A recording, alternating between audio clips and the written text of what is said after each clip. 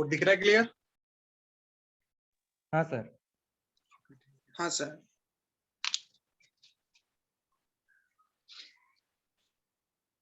एक सवाल लिखना, देखो टू टॉल बिल्डिंग्स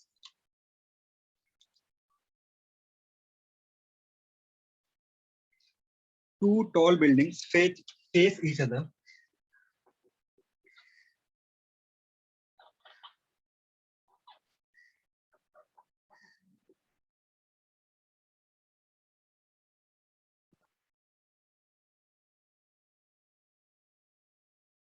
दिख रहा है ना क्लियर बोर्ड? हाँ सर। हाँ sir. Two tall buildings face each other are at a distance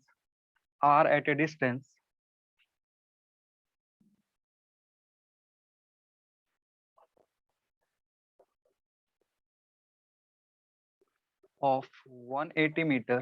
Sorry, of a distance 180 meter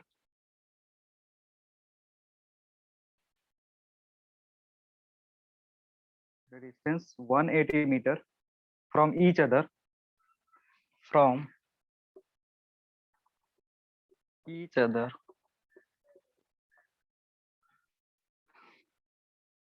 full stop. With what speed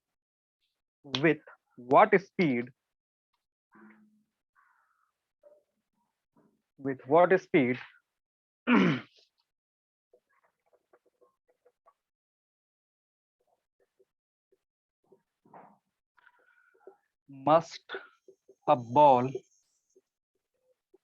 be thrown? With what speed must a ball be thrown horizontally? Must be thrown horizontally from a window. Must be thrown horizontally from a window 55 meter 55 meter from a window 55 meter above the ground 55 meter above the ground in one building 55 meter above the ground in one building so that it enters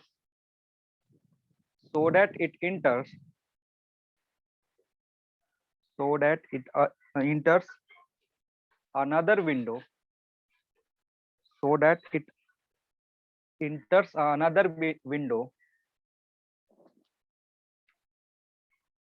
window 10.9 another window 10.9 meter above from ground 10.9 meter above from ground in this second building.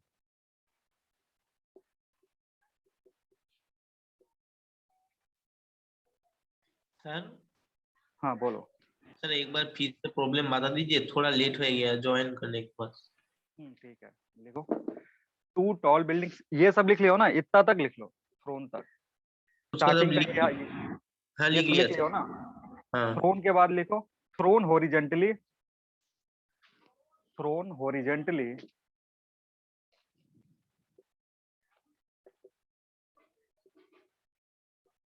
from a window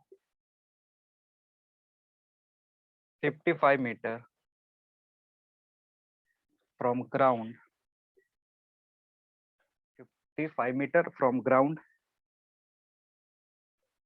in one building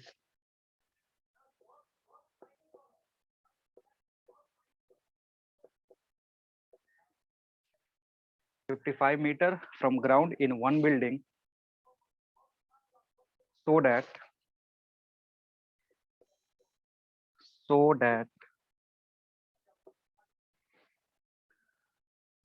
it enters so that it enters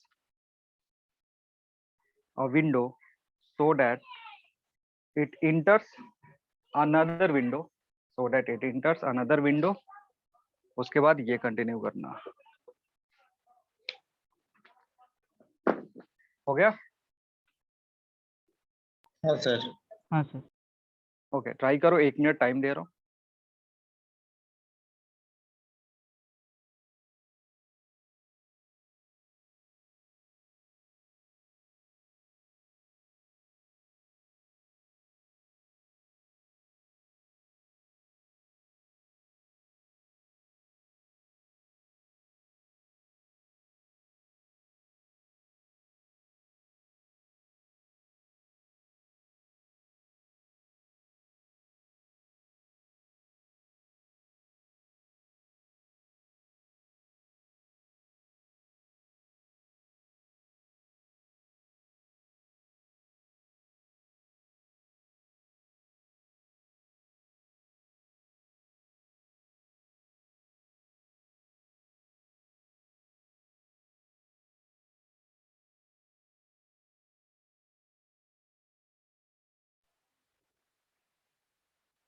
होगा? हाँ sir, 1 minute 60 रुकिए। Metre पर second sir, 60 metre पर second. Speed पूछ रहा है, 60 metre पर second आया। और किसी कुछ? Very good. 60 metre sir 60 metre पर सेकंड आया है। पर सेकंड, ठीक है।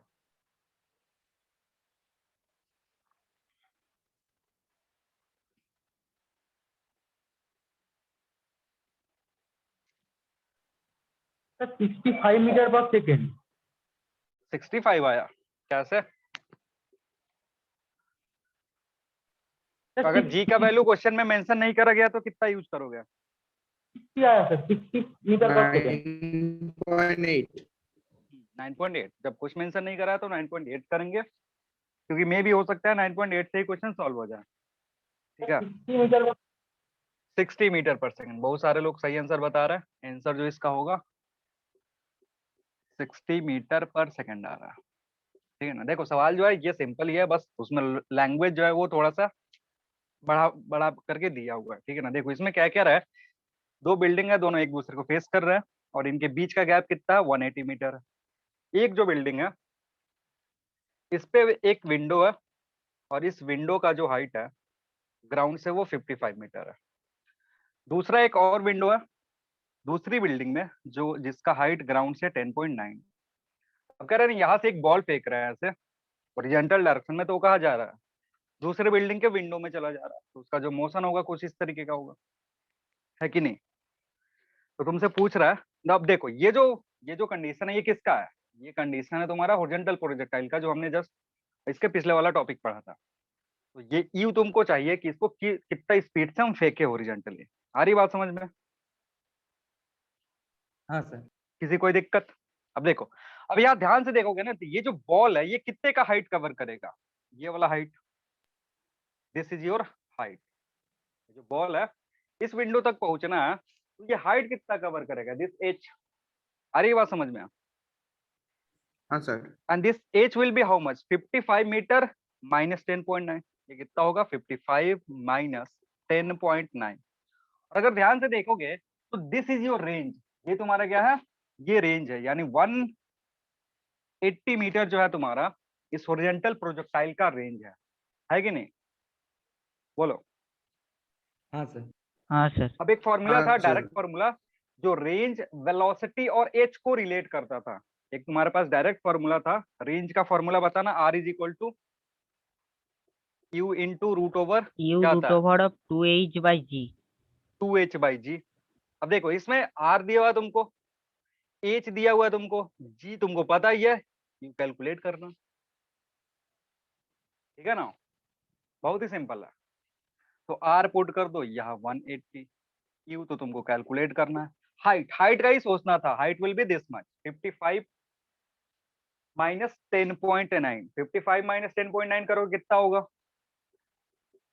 44.1। 44.1। 44.1। 44.1 डिवाइडेड बाई 9.8, बस इसको सिंप्लीफाई करना। ठीक है, सिंप्लीफाई करने के बाद यू की वैल्यू बहुत सारे लोगों ने बताई है, you will be how much. ये पूरा सिंप्लीफाई करोगे आई थिंक 3 आएगा, ये सब पूरा सिंप्लीफाई करने के बाद कितना आएगा, 3 आएगा। और यू जो आएगा यहाँ से 60 मीटर पर सेकेंड आएगा। इसी मेथड से करे हो सॉल्व या कोई और मेथड अप्लाई करे हो?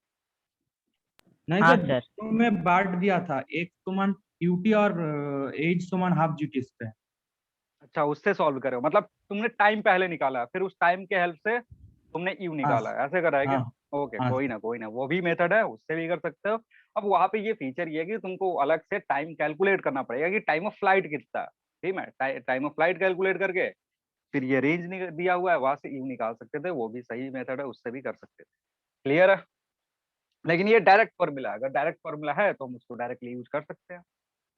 किसी को कोई कंफ्यूजन? आगे बढ़े? हाँ सर। चलो ठीक है, ये तुम्हारा एक सवाल हो गया किसका, हॉरिजॉन्टल प्रोजेक्टाइल का।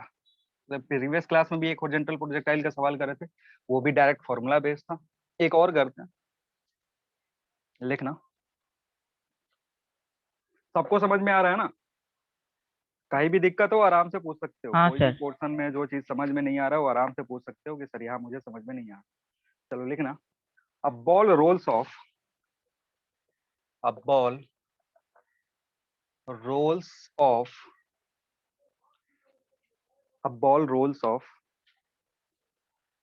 from top of a stairway। Stair समझते हो ना, हाँ। क्या होता है? सीढ़ी। ओ सर, सीढ़ी। From top of a stairway with a horizontal speed, with a horizontal speed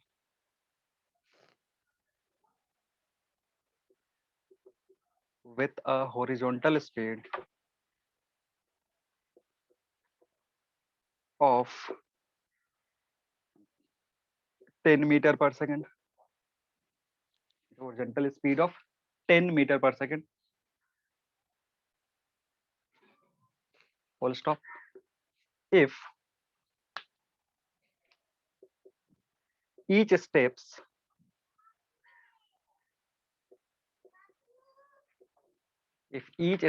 are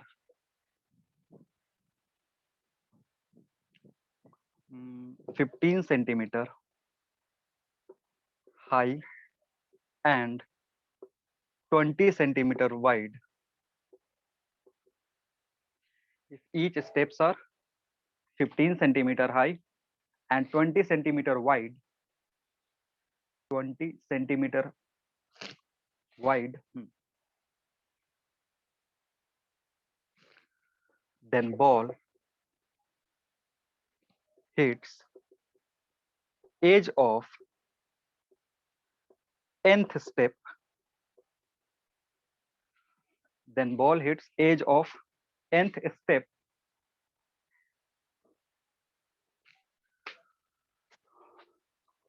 then ball hits edge of nth step, find value of n।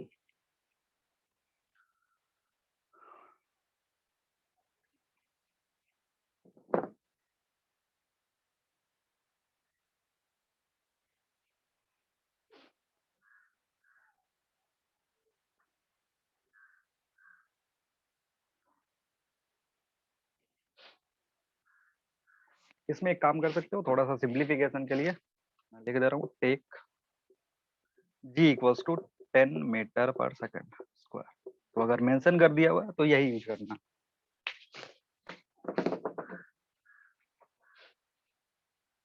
सवाल एक बार पढ़ो, समझने की कोशिश करो। सर आंसर 100 स्टेप होगा।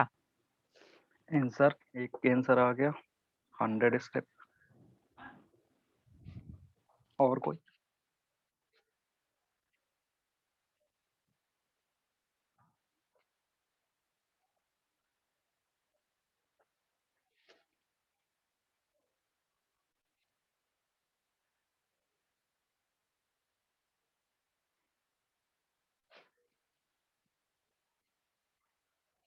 देख लिया हो ना, इसको हटा दें।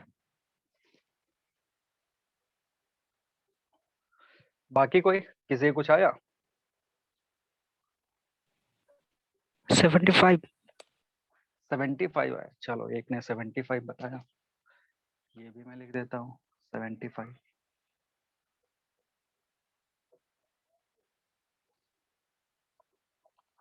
ऐसा स्टेप्स है, यहाँ से बॉल को फेंक रहा है ओरिजेंटल स्पीड यूज है, ठीक है।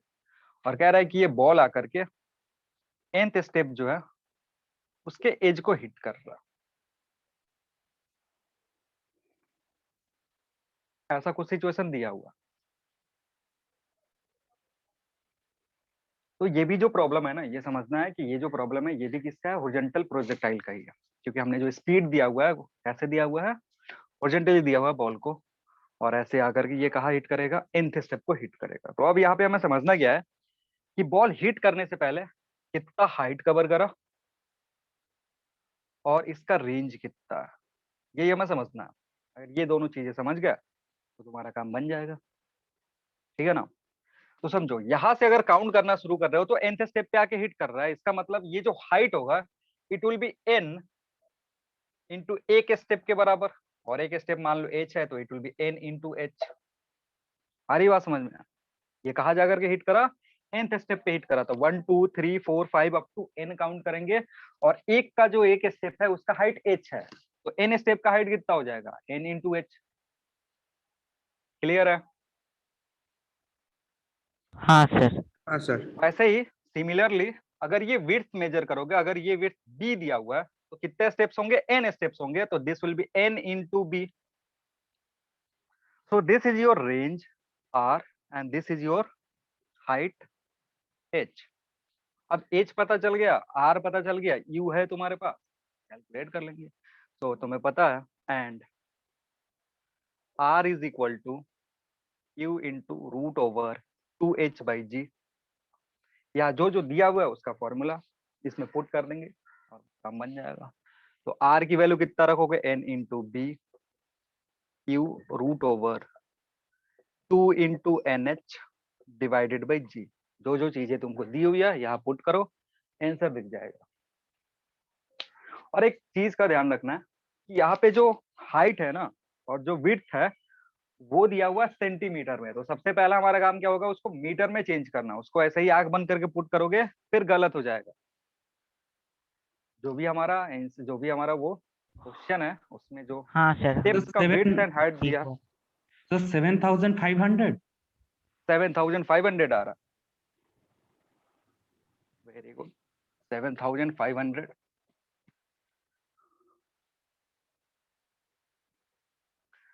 चलो n कैलकुलेट करना है, n पता नहीं है, विड्थ बताना कितना दिया होता, विड्थ 20 सेंटीमीटर था आई थिंक, 20 सेमी।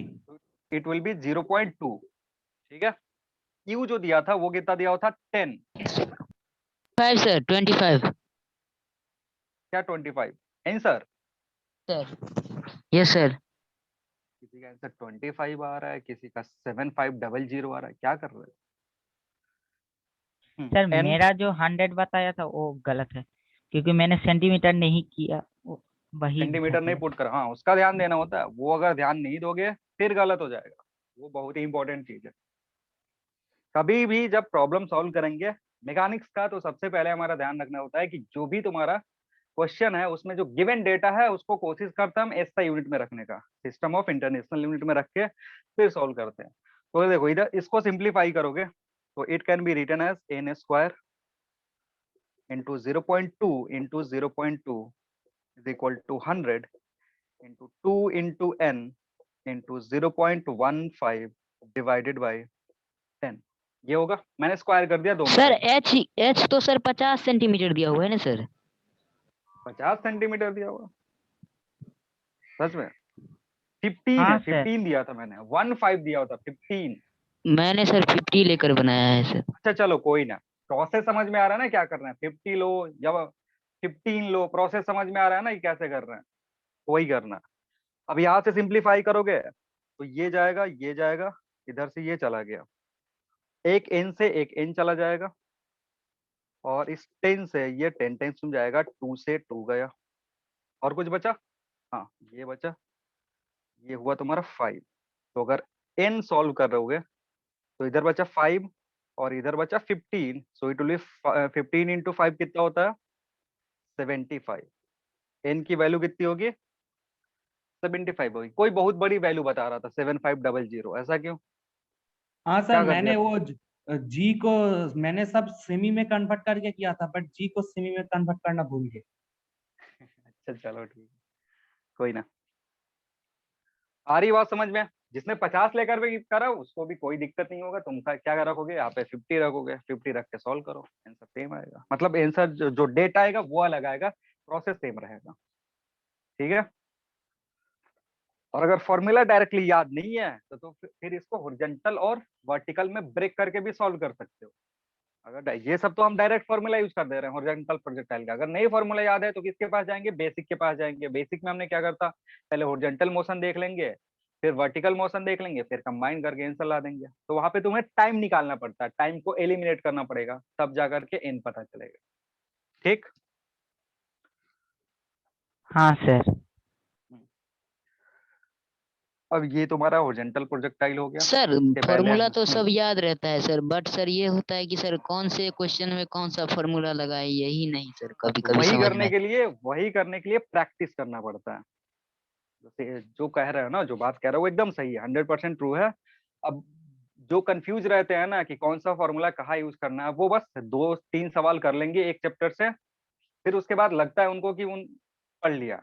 लेकिन होता क्या है, जैसे फिजिक्स का मेन सिनेरियो ये है कि तुमको थ्योरी पूरा समझ में आएगा, पढ़ाते टाइम फॉर्मूला भी ध्यान में रहेगा कि कब किसको कहाँ यूज करना है। लेकिन जैसे ही 2 मंथ हो जाएगा, 3 मंथ हो जाएगा, अपने आप गायब हो जाएगा, फिर तुम उसको कवर नहीं कर पाओगे कि कौन सा फॉर्मूला कहाँ पे लगाना है। तो उसके लिए प्रैक्टिस जरूरी है, रिवीजन जरूरी है, कॉपी रिवाइज करते रहो, मॉड्यूल सॉल्व करते रहो, हो जाएगा। ठीक है। चलो नेक्स्ट जो हमारा हेडिंग है वो है projectile thrown from an inclined.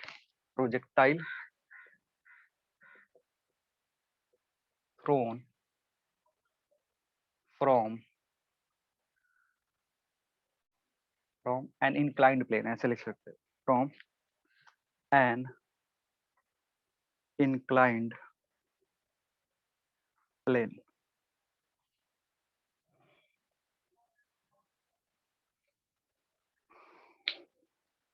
ठीक है। अभी क्या होगा ना, अभी हम क्या कर रहे थे कि ग्राउंड पे ही सारी चीजें कर रहे थे, ग्राउंड हॉरिजॉन्टल है, सारी चीजें उसके रेस्पेक्ट में पढ़ रहे थे। अभी क्या है ना कि अगर प्रोजेक्टाइल को किसी इंक्लाइंड प्लेन पे फेंका गया, जैसे इस तरीके का प्लेन है, ये है, या फिर ऐसे है, तुमने ऐसे फेंका या फिर इस तरीके का फेंका, तो इसमें क्या चेंजेस होंगे जो हम अभी नॉर्मल पढ़ रहे थे उसके रिगार्डिंग, वो देखेंगे। ठीक है। समझ में आ रहा है क्या बोल रहा हूँ?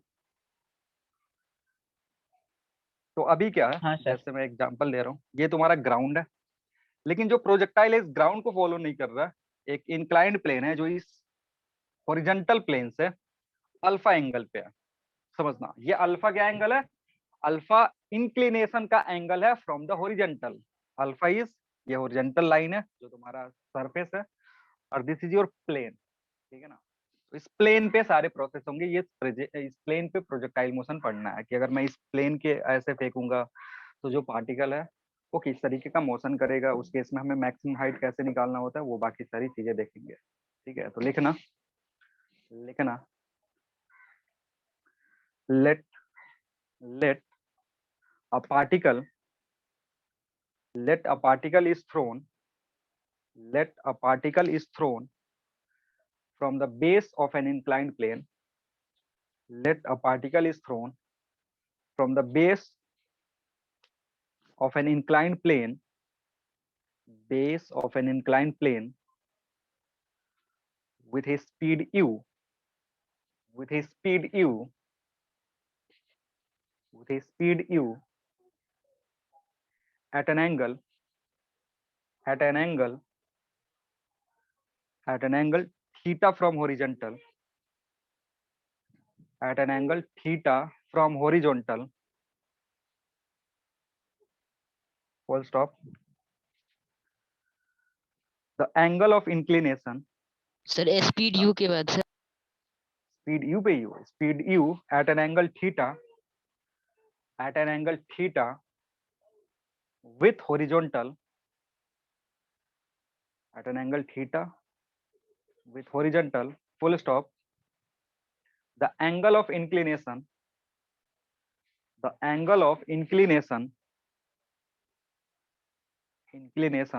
of the plane is alpha, diagram मैंने पहले ही प्लेन का ड्रॉ कर दिया, ठीक है। अब नेक्स्ट हमें करना क्या है, हमने यहाँ के बेस से मतलब इसके बॉटम से एक पार्टिकल थ्रो किया इधर की तरफ, ठीक है। और ये जो पार्टिकल थ्रो किया इस यू स्पीड से हॉरिजॉन्टल के साथ ये एंगल कितने का बना रहा है, थीटा का बना रहा है। सारे जो एंगल्स मेजर कर रहे हैं ना, रेफरेंस अभी भी एंगल मेजर करने का क्या है हमारा, हॉरिजॉन्टल प्लेन ही है। जो भी एंगल हम मेजर किससे कर रहे हैं, हॉरिजॉन्टल प्लेन से कर रहे हो। इंक्लिनेशन का एंगल कितना है, अल्फा है। पार्टिकल जो हम थ्रो कर रहे हैं इस प्लेन के अलोंग, इधर इंक्लाइंड प्लेन के along, that is also what, angle हम कहाँ से मेजर कर रहे हैं, हॉरिजॉन्टल से मेजर कर रहे हैं, क्योंकि this is our reference plane. सारे एंगल्स उसके रिस्पेक्ट में मेजर कर रहे हैं, ठीक है। तो होगा क्या कि ये जो भी प्रोजेक्टाइल है ये कुछ ऐसा पाथ फॉलो करेगा, ये आ जाएगा, गिर जाएगा, ठीक है। पार्टिकल ने क्या करा, जो हमने फेंका वो ऐसा पाथ फॉलो किया, यहाँ पर जाकर के इस इंक्लाइंड प्लेन को हिट करा। तो इस केस में भी हमें 3-4 चीजें जो हम पहले निकालते थे वही सारी चीजें निकालनी होती है। जैसे तुम्हारा क्या हो गया, रेंज हो गया, ये इसको रेंज बोलते हैं। ये हाइट हो गया तुम्हारा, कि कितना मैक्सिमम हाइट कवर करेगा विद रिस्पेक्ट टू प्लेन, ये सारी चीजें निकालनी होती है। या फिर टाइम ऑफ फ्लाइट कितना होगा, कितनी देर तक ये पार्टिकल हवा में रहा। ये तीन इंपॉर्टेंट चीजें होती हैं, यही सारी चीजें हमें कैलकुलेट करनी। तो अगेन इसको पढ़ने के लिए हम क्या करेंगे ना, इसको पढ़ने के लिए सबसे पहला हमारा काम क्या होगा, हम अपना कोऑर्डिनेट एक्सिस सेट करेंगे, ठीक है ना। अब इस बार कोऑर्डिनेट एक्सिस जो है उसको हम थोड़ा अपने अकॉर्डिंग, ताकि हमारा काम सिंपल हो जाए, को इस तरीके से रखेंगे, ये जो परपेंडिकुलर है इंक्लाइंड के परपेंडिकुलर इधर, this will be your y axis. Inclined के परपेंडिकुलर कौन सा एक्सिस है तुम्हारा, वाई एक्सिस, और प्लेन के पैरेलल है तुम्हारा एक्स एक्सिस। कोऑर्डिनेट सिस्टम समझ में आया क्या कर रहा है। कोऑर्डिनेट सिस्टम क्या है, पहले वाई क्या था, वर्टिकल था, लेकिन अभी वर्टिकल नहीं है, अभी वाई एक्सिस जो है it is perpendicular to the plane. ये जो प्लेन है, इंक्लाइंड प्लेन है, उसके परपेंडिकुलर है। और एक्स क्या है, x is parallel to the plane. Clear है, हाँ सर। ठीक है। तो अभी हमारा काम क्या है कि अगेन हम इसको 2 डायमेंशन में ब्रेक करके पढ़ेंगे, एक वाई डायरेक्शन में और एक एक्स डायरेक्शन में ब्रेक करेंगे, फिर सर वो कंबाइन एक कर देंगे। सर एक एक्सिस जो है वो तो सर इंक्लाइन प्लेन के बराबर ही है। इंक्लाइन प्लेन के पैरेलल है, इंक्लाइन प्लेन के पैरेलल है। ऐसे ये प्लेन है ना, ये तुम्हारा एक्स एक्सिस है। पहले एक्स एक्सिस क्या था तुम्हारा, इधर था, वाई एक्सिस इधर था। अभी हमने क्या करा, अपनी सुविधा के लिए हमने एक्स एक्सिस को प्लेन के पैरेलल करा है, वाई एक्सिस को प्लेन के परपेंडिकुलर करा है, इंक्लाइन प्लेन के परपेंडिकुलर करा है, ठीक है। कोई दिक्कत हाँ किसी सर। को, हाँ सर। क्लियर है ना। अब समझना बट क्या है, वो अब तो वही हमें, दिख रहा है सर, वो तो इंक्लाइन प्लेन का बराबर ही है, वो तो दिख रहा है हाँ इमेज से जो दिख रहा है ना। हाँ हाँ हाँ, बराबर बराबर कहने का क्या मतलब होता है, मैं पैरेलल बोल रहा हूँ। बराबर का क्या मतलब है, बराबर 5 इज इक्वल टू 5, 5 के बराबर, ऐसा कुछ नहीं है। प्लेन के पैरेलल और प्लेन के परपेंडिकुलर। एक्सिस डिफाइन करने के लिए हम क्या करते हैं, रेफरेंस लेते हैं। जैसे प्लेन के एक्सिस जो है हॉरिजॉन्टल के पैरेलल पहले एक्स एक्सिस ले रहे थे, हॉरिजॉन्टल के परपेंडिकुलर पहले वाई एक्सिस ले रहे हैं। आप भी क्या कर रहे हैं, हॉरिजॉन्टल से अल्फा एंगल पे ऐसे घुमा करके इंक्लिनेशन जो है उसके अलोंग एक्स एक्सिस है और उसके परपेंडिकुलर वाई एक्सिस के। तो हमें अगेन पढ़ना कैसे होता है, हमें अगेन पढ़ेंगे along x axis, along y axis. जो भी हमारा वेलोसिटी है, एक्सेलरेशन है, उसको ब्रेक करेंगे एक्स एक्सिस के अलोंग, वाई एक्सिस के अलोंग। फिर वहां से सारी चीजें कैलकुलेट करेंगे, टाइम पीरियड, फिर range, sorry time of flight, फिर रेंज और फिर हाइट, मैक्सिमम हाइट अचीव, ठीक है। तो अगर बात करते हैं, सबसे पहले बात करेंगे हम along x direction, along x direction. अब इसको मैं हॉरिजॉन्टल डायरेक्शन नहीं लिख रहा हूँ, ध्यान से देखना, इसको मैं हॉरिजॉन्टल डायरेक्शन नहीं लिख रहा हूँ, बिकॉज इस बार एक्स डायरेक्शन जो है ये हॉरिजॉन्टल नहीं है, इसको हॉरिजॉन्टल नहीं लिखेंगे, अलोंग हॉरिजॉन्टल डायरेक्शन में नहीं लिख रहा हूँ। या इसको ऐसे बोल सकते हो, अलोंग द प्लेन, प्लेन मतलब inclined plane, along x direction, and x direction is along the plane. अब यहाँ पे ध्यान से देखोगे तो प्लेन के अलोंग जो इनिशियल वेलोसिटी है, इनिशियल वेलोसिटी,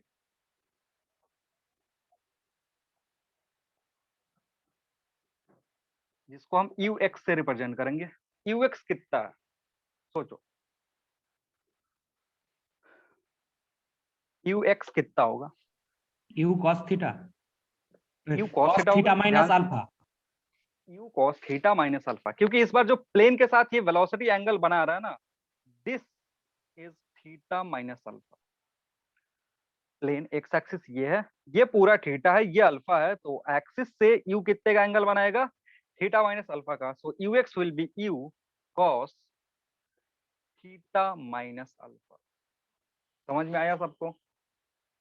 ये तुम्हारा इनिशियल स्पीड है, इनिशियल स्पीड, इनिशियल वेलोसिटी इन एक्स डायरेक्शन। अब आगे समझते हैं। नेक्स्ट काम क्या है हमारा? नेक्स्ट काम होता है एक्सेलरेशन निकालना।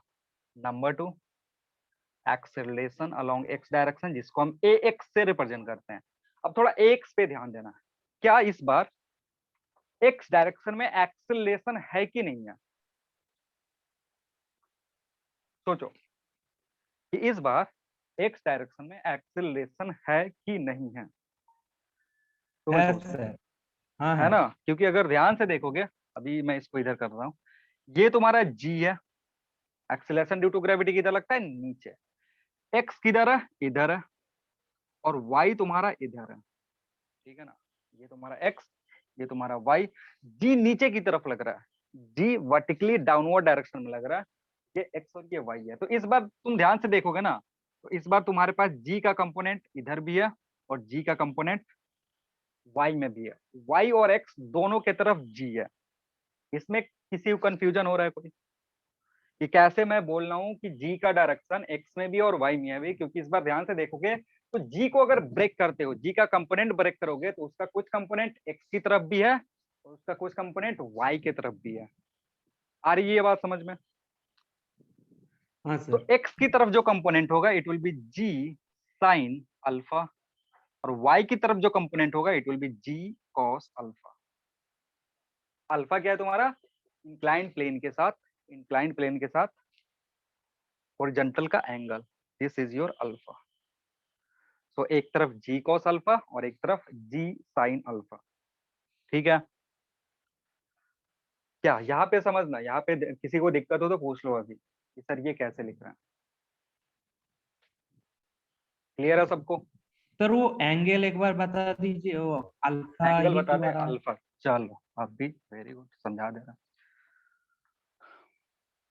ये तुम्हारा इंक्लाइन प्लेन है, जी का डायरेक्शन किधर लगता है? नीचे की तरफ। जी किधर लगेगा? नीचे की तरफ, ठीक है। और समझना ये तुम्हारा एंगल जो है ये कितना है? अल्फा है। तो अगर ध्यान से देखोगे ये तुम्हारा y है, ये y है, ये x है, ठीक। तो अगर ये अल्फा है, ये अल्फा है, तो इसके परपेंडिकुलर ऐसे खींचोगे तो this will B 90 minus alpha होगा। हाँ सर, तो अगर ये 90 माइनस अल्फा है तो ये कितना होगा? अल्फा होगा। बस इसीलिए मैंने क्या लिखा था वहां पे? अल्फा लिखा हुआ था, ठीक है ना। बस ट्राइंगल का खेल है, ये अल्फा है, ये एंगल 90 डिग्री है, तो this will B 90 minus alpha. अब यहाँ पे फिर एक 90 डिग्री का एंगल है, ये 90 माइनस अल्फा है, तो this will be alpha. Clear है ना? हाँ बट तो ये इसलिए तो मैंने, सर, ये हाँ जो जी है ना वो तो नेगेटिव की तरफ लग रहा है ना, हाँ वो ऑपोजिट लिखेंगे ना, इसलिए जब एक्सेलरेशन लिखेंगे तो विल राइट हाँ माइनस जी साइन अल्फा। क्या लिखेंगे? क्योंकि एक्सेलरेशन जो है वो एक्स हमने जिधर माना है, जिधर एक्स पॉजिटिव लिया ना, उसके अपोजिट डायरेक्शन में है, तो वो उसको शो कैसे करते हैं? With the help of sine, put कर दिया माइनस। अगर इसी डायरेक्शन में होता तो क्या लिखते हैं? प्लस लिखते हैं। क्लियर है ना? तुम सही बोल रहे हो कि वो cos negative alpha direction no, में है। कॉस हाँ सर। अल्फा। कॉस अल्फा पक्का? नहीं X sir, direction, sine alpha ही होगा। ये तुम्हारा जी है, इधर एक्स है, इधर वाई है, इधर जो कंपोनेंट आएगा इंक्लाइंड प्लेन के along it will be g sine alpha, और इधर जो कंपोनेंट होगा इट विल बी जी, हाँ बोलो, कॉस अल्फा। बोलो बोलो बोलो, क्या बोल रहे हो? सर एक्स डायरेक्शन में तो सर जी साइन अल्फा न होगा सर, कॉस अल्फा न होगा सर। कैसे? अभी तो एंगल बताया, दिस एंगल इज अल्फा, ये जो एंगल आ रहा है ये अल्फा हो रहा है। तो ये कॉस कंपोनेंट आएगा, ये साइन कंपोनेंट आएगा। एंगल अल्फा कैसा है वो समझे कि नहीं, कि वही समझ में नहीं आया कि ये एंगल वो अल्फा समझ में कैसा आता है सर, वो समझ में आया। हाँ, तो अगर ये समझ में आया तो इधर कॉस अल्फा इधर साइन अल्फा। सर वो मैंने करा था सर, जी तो सर थर्ड क्वाड्रेंट में है ना सर, तो हाँ दो हाँ, कंपोनेंट होगा तो सर एक तो जाएगा सर एक्स डायरेक्शन में, एक वाई डायरेक्शन में, तो सर जी तो साइन देखो तो ये जी है ना तुम्हारा, ये जी है, ये एंगल अल्फा है, तो जिसके साथ हाँ जिस सर। एक्सिस के साथ एंगल बनेगा उसके साथ कॉस कंपोनेंट आएगा। तो एंगल किसके साथ बनना है, वाई एक्सिस के साथ कि जेड एक्सिस के साथ? ये जो एंगल बन रहा है ये किसके साथ बनना है, एक्स एक्सिस के साथ या वाई एक्सिस के साथ? वाई एक्सिस के किसके साथ। साथ है? वाई वाई एक्सिस के डैश साथ और बन रहा है। हाँ और हाँ सर हाँ वाई तो एक्सिस। अगर वाई एक्सिस के साथ बन रहा है तो कॉस कंपोनेंट किसके साथ आएगा, वाई कंपोनेंट के साथ। हाँ अगर सर वही हाँ। एक्स हाँ के सर, साथ बनता तो एक्स के साथ तो सर कॉस आता। अभी क्या लिख रहे हैं सर एक्स डायरेक्शन में, तो एक्स डायरेक्शन में तो सर जी साइन अल्फा न हो, कॉस अल्फा न होना चाहिए सर। आप अरे सर ये यहाँ एक्स है, अरे भाई ये एक्स है, इधर वाई है, वाई इधर है, वाई इधर। अब एक्स डायरेक्शन ये पूरा जो डायरेक्शन है इंक्लाइंड प्लेन का लॉन्ग, ये एक्स डायरेक्शन है, तो एक्स डायरेक्शन नेगेटिव डायरेक्शन में ये जी लग रहा है, जी साइन अल्फा लग रहा है, इसलिए माइनस जी साइन अल्फा लिखे हैं। और ये जो जी कॉस अल्फा है ये वाई डायरेक्शन के अलॉन्ग है, वाई पे के अलॉन्ग है, तो जब वाई के लिए लिखेंगे तो माइनस जी कॉस अल्फा लिखेंगे। क्या कंफ्यूजन हो रहा है? सर वाई के लिए तो सर साइन न लिखते हैं, ये सर कंफ्यूजन है सर। साइन लिखते नहीं, उसको रट के क्यों रखो, डिपेंड करता है एंगल किसके साथ बना हुआ है। अरे चलो रुको, एक और चीज मैं बता रहा हूँ, समझो। ये तुम्हारा एक्स एक्सिस, ये वाई एक्सिस, ये v वेलोसिटी है, दिस इज योर थीटा। तो अगर तुमसे पूछा जाए कि बताओ vx कितना है, तो क्या बताओगे? बताएंगे भी एक्स हो जाएगा सर एक्स कॉस थीटा और बी साइन थीटा। यही बोलोगे, ये यस बोलोगे ना, sir. vx is equal to v cos theta, इतना बोलोगे। हाँ ठीक सर है, बी साइन थीटा में तो भी तो और होगा। छोड़ो तो दूसरी बात, अगर दूसरे जो चीज पूछ रहा हूँ वो बताओ। अब बताओ, अब vx को क्या लिखोगे? अब vx कितना होगा अब बताओ, अगर थीटा ये है तो vx will be how much? Sir B Y sine theta, क्या Y cos theta sir, Y cos theta. y क्या होता है? सर अरे वाई के vx अभी अगर सर अब बी, अभी ये एंगल, हाँ vx कितना होगा? सर वी साइन थीटा ही हो, कॉस थीटा ही होगा ना सर। क्यों v, क्या दिक्कत है? अगर एंगल ये हो गया तभी भी vx जो होगा वो v cos थीटा ही होगा। पहले एंगल ये था तो vx जब हमने लिखा तो v cos थीटा लिखा। अभी अगर वर्टिकल के साथ एंगल दिया हुआ है तो फिर भी vx cos थीटा ही होगा। वेक्टर नहीं पढ़े हो ठीक से? मैं तो सर नहीं पढ़े हो? वन डी मोशन से शुरू ही किया तो। अच्छा 1D मोशन से शुरू किया, अच्छा कोई नहीं। चलो देखो इसमें होता क्या है ना, ट्राइंगल से ही समझ लो, ये थीटा है तुम्हारा, ठीक है, और अगर ये v है तो ये हॉरिजॉन्टल डायरेक्शन हुआ, तो इधर क्या लिखोगे, v cos थीटा। अभी एंगल Yes, किसके sir. साथ लिखा हुआ है, ध्यान से देखो, एंगल Sin किसके theta साथ के लिख रहा हूँ, साथ। थीटा के साथ। तो v का अगर इधर कंपोनेंट लोगे तो v cos theta and this will be your v sin theta, ठीक है। इस केस में एंगल किसके साथ दिया हुआ है उसका ध्यान रखना, हॉरिजॉन्टल के साथ दिया हुआ। अब जरूरी नहीं है कि हमेशा यही सिचुएशन होगा, और एंगल हमेशा तुमको कहाँ से मिलेगा, हॉरिजॉन्टल से भी, हॉरिजॉन्टल से ही मिलेगा। मे बी जो तुम्हारा वेक्टर है उसको जब हमने डिफाइन किया तो उसका जो एंगल आ रहा है थीटा, वो वर्टिकल से मान लो आ गया, थीटा नहीं रख रहा हूँ, फाई रख रहा हूँ। फाई किससे आ गया? अभी ये एंगल जो मेजर कर रहे हो किसके रेस्पेक्ट में कर रहे हो, हॉरिजॉन्टल एक्सिस या वर्टिकल एक्सिस के रेस्पेक्ट में? ये किसके रेस्पेक्ट में? Horizontal horizontal. अरे भाई ये हॉरिजॉन्टल के रेस्पेक्ट में है, वर्टिकल एक्स वर्टिकल है। ये किसके रेस्पेक्ट में है? ये सर वर्टिकल है सर। हाँ वही पूछ रहा हूँ, ये वर्टिकल के रेस्पेक्ट में है ना। ये तो अगर अभी ये भी दिया हुआ है, ये चीज भी दिया हुआ है, तो इसको क्या लिखोगे, ये जो लाइन है, ये जो वर्टिकल लाइन है, इसको क्या लिखोगे, वी कॉस अल्फा या वी साइन अल्फा? तो v phi, v sine alpha, alpha नहीं, फाई के लिए, फाई के टर्म में v v sine sine phi alpha लिखोगे या वी, फाइ। क्यों साइन इधर क्यों लिखोगे? सर क्योंकि सर वाई एक्सिस के साथ है तो ये कहाँ थीटा। पढ़ लियो ऐसा, ये कहाँ पढ़ लियो ऐसा? जिसके साथ थीटा रहता है उधर आता है कॉस कंपोनेंट, तो ये होगा v cos फाई और ये हो जाएगा तुम्हारा v sin फाई। डिपेंड करता है एंगल किसके साथ, ऐसे नहीं रट लेंगे कि हमेशा जो y डायरेक्शन होगा that will be always sin theta, y x direction जो होगा it will be always cos theta. y cos theta का जब जो भी तुम्हारा y है y डायरेक्शन sin थीटा तब होगा जब एंगल हॉरिजॉन्टल के साथ दिया हुआ है, और जब उसका रिवर्स होगा तो चेंज हो जाएंगी चीजें। तो देखो यहाँ पे एंगल जो है ये फाई किसके साथ दिया हुआ है, वर्टिकल के साथ दिया हुआ है, तो इसलिए वर्टिकल कंपोनेंट cos फाई होगा, हॉरिजॉन्टल कंपोनेंट sin फाई होगा। अभी ये जो थीटा दिया हुआ है किसके रेस्पेक्ट में दिया हुआ है, हॉरिजॉन्टल के रेस्पेक्ट में दिया हुआ है, तो ये v cos थीटा होगा और इसके perpendicular component v sin theta होगा। ऐसे रट लियो क्या कि हमेशा y डायरेक्शन जो होगा it will be always always sin theta, ऐसा है क्या? बोलो, नहीं समझ हाँ में आ रहा? सर, ऐसा ही सर समझते थे पहले, अभी सर ऐसा नहीं समझना होता है। जो एंग देखो होता क्या है ना कि जो भी एंगल है, जैसे ये एंगल है, तो ये एंगल जिसके साथ बन रहा है हॉरिजॉन्टल के साथ बन रहा है, तो horizontal component will give cos theta. Triangle से देख लो ना, ट्रिगोनोमेट्री फॉलो करते हो ना, ट्रिगोनोमेट्री तो पढ़े होगे, ठीक है? तो अगर ट्रिगोनोमेट्री में तुमको बोला जाए कि ये साइड, अगर मान लो ये साइड ए है, ये साइड बी है और ये साइड सी है, तो तुम क्या लिखते हो? cos थीटा अगर लिखने को कहा जाए तो cos theta will be what? A cos theta sir, एक मतलब सर ये हो जाएगा sir sir A by C. A by C. अब ये ए बाई सी क्यों बोल रहे हो? क्योंकि ए जो है तुम्हारा बेस है और बी परपेंडिकुलर है, थीटा यहाँ से बनना है। लेकिन अगर ये एंगल यहाँ पे बनेगा ना, तो इस बार जो बेस होगा, बेस तुम्हारा ए नहीं होगा, दिस इज योर बेस। अभी बेस क्या हो जाएगा तुम्हारा?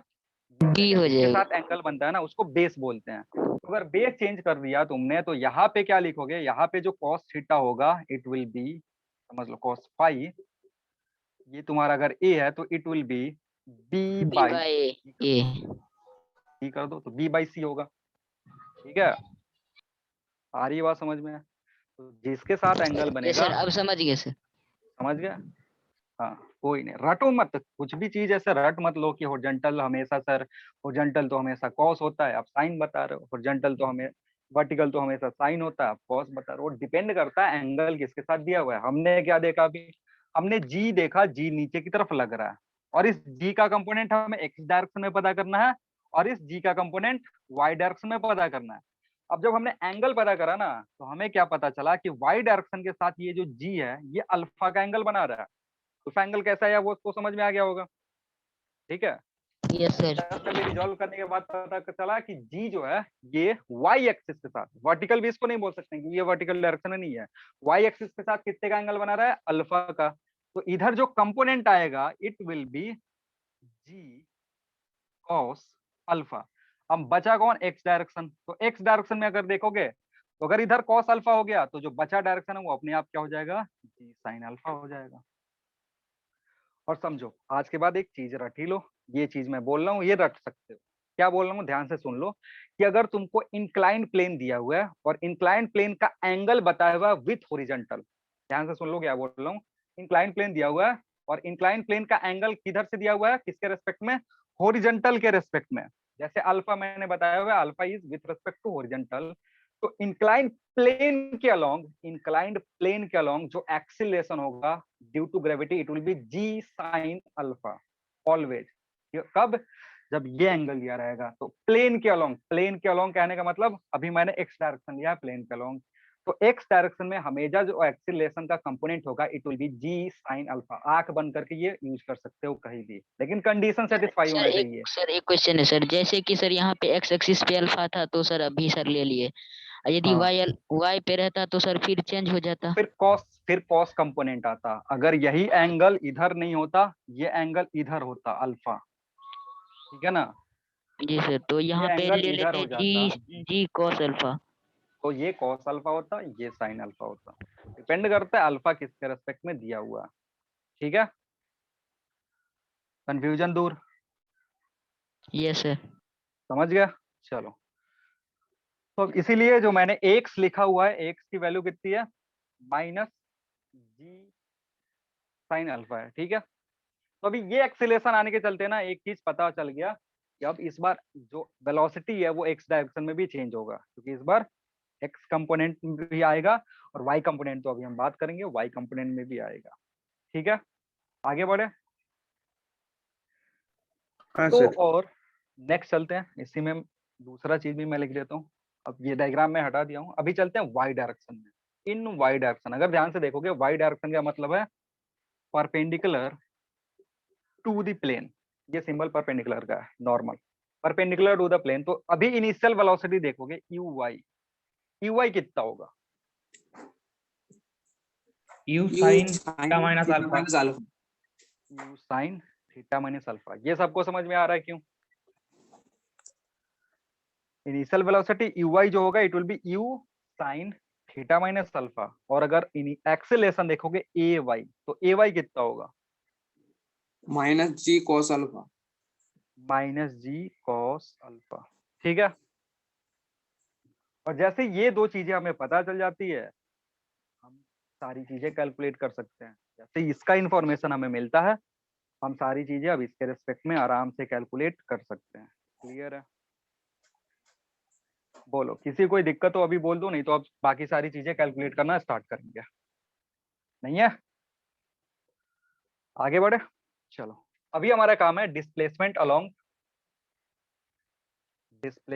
अलोंग एक्स डायरेक्शन अगर तुम्हें निकालना है, डिस्प्लेसमेंट अलोंग एक्स डायरेक्शन अगर निकालना है, तो फॉर्मूला हमारे पास क्या होता है? x is equal to u x t plus half a x t square. ये फॉर्मूला है। अगर डिस्प्लेसमेंट निकालना है एक्स डायरेक्शन में तो यही फॉर्मूला होगा। अब जो जो वैल्यूज तुम्हारे पास है वो पुट कर दो, तो कितना होगा? So x is equal to u, कौन सा कंपोनेंट आया था, साइन या कॉस? बताना जल्दी। x में क्या आया था, कॉस या Cos. साइन? Cos cos. तो cos theta minus theta alpha. Minus alpha. Minus alpha. अब एक से रखोगे, माइनस में रखोगे तो ये माइनस बाहर दिखेगा, half sine alpha T square. यही होगा।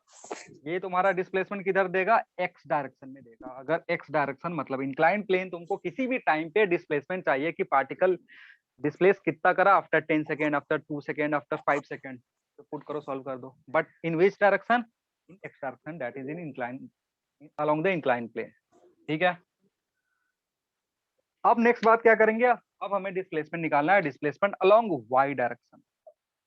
अगर वाई डायरेक्शन देखोगे तो यहाँ ये लिख लिया हो ना, मैं इसी को ओवरराइट कर दूंगा, लिख लिया हो? रुक जाइए सर। हाँ चलो, साथ साथ लिखते चलो, या फिर मैं नीचे ही कर दे रहा हूँ इसको, अलोंग या डिस्प्लेसमेंट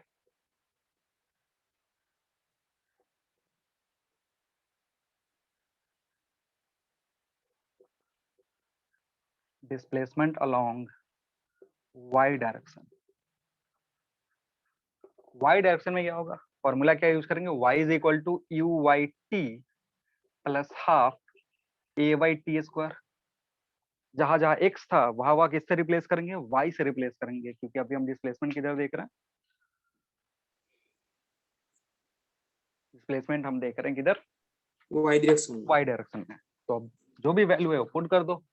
सो y जो होगा, नीचे तक दिख रहा है ना पूरा, यहाँ तक ये दिख रहा है ना? हाँ सर। तो it will be u sine theta minus alpha into T minus 1/2 ji cos alpha into T square. ये क्या देगा तुमको? डिस्प्लेसमेंट देगा इन वाई डायरेक्शन। ठीक है, ये सब पढ़ने के बाद फाइनली हमारा काम क्या होता है? कंबाइन करना। हम करेंगे कंबाइन, कंबाइन करके टाइम पीरियड, रेंज, या फिर मैक्सिमम हाइट, ये सारी चीजें कैलकुलेट करेंगे। हो गया? हटा दे इसको।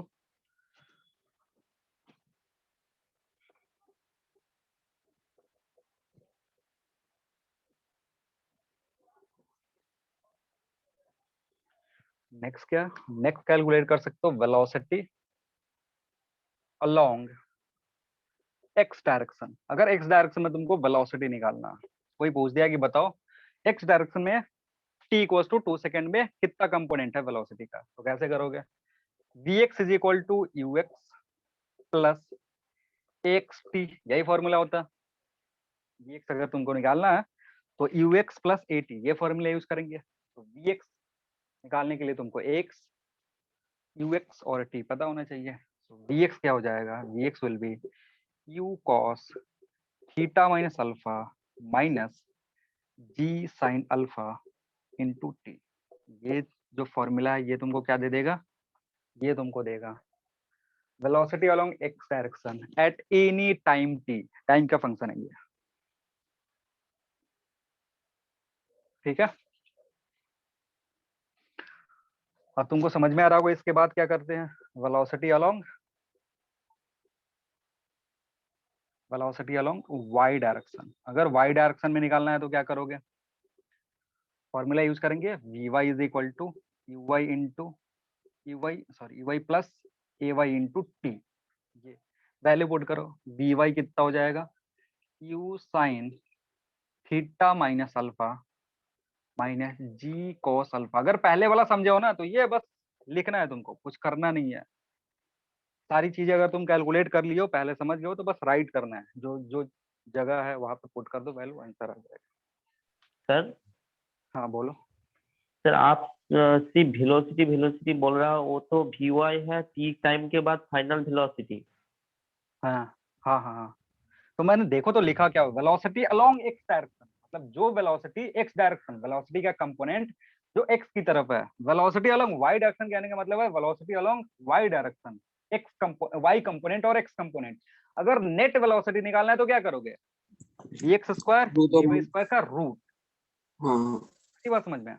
नेट वेलोसिटी निकालने के लिए क्या करोगे, तुमने अगर ये वेलोसिटी निकाल लिया, ये वेलोसिटी निकाल लिया, तो ये एक्स डायरेक्शन और वाई डायरेक्शन के अलोंग वेलोसिटी है। नेट वेलोसिटी जब निकालना होगा तो क्या करते हैं, root over V X square plus V Y square, net velocity दे देगा, ठीक है। हाँ सर। बोलो, मैंने नेट वेलोसिटी का ही नहीं लिखा अभी, मैंने बस कंपोनेंट लिखा हुआ है, एक्स डायरेक्शन वाई नहीं डायरेक्शन। सर, मैं बोल रहा हूँ सर, वो t समय के बाद वो तो फाइनल वेलोसिटी है।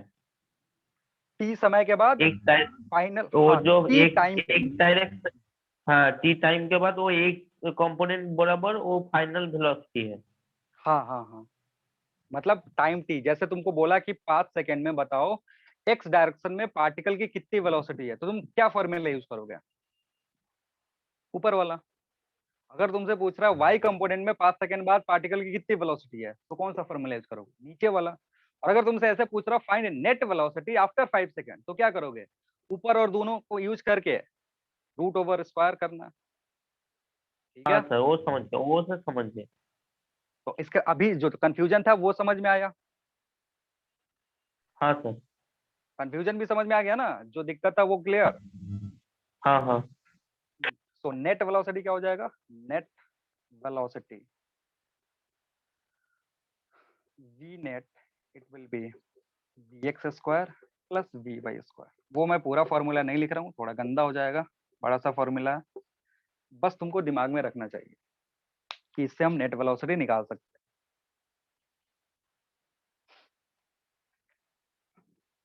हो गया। हाँ sir.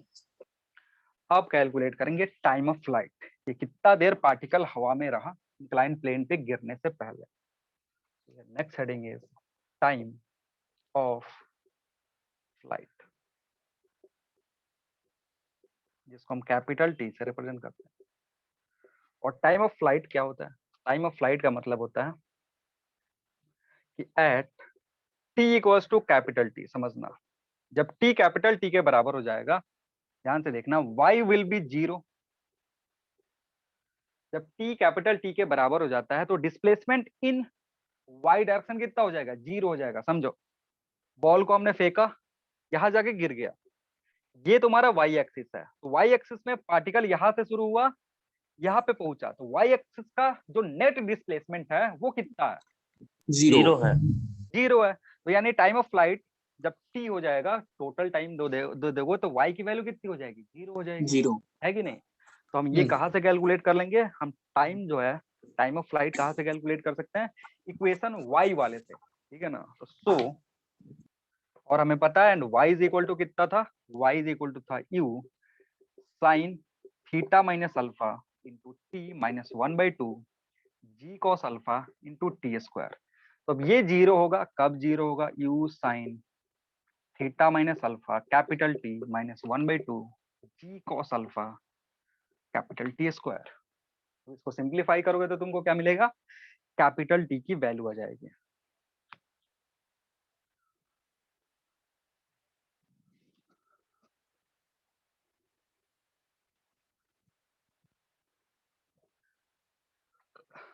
So t is equal to, simplify करोगे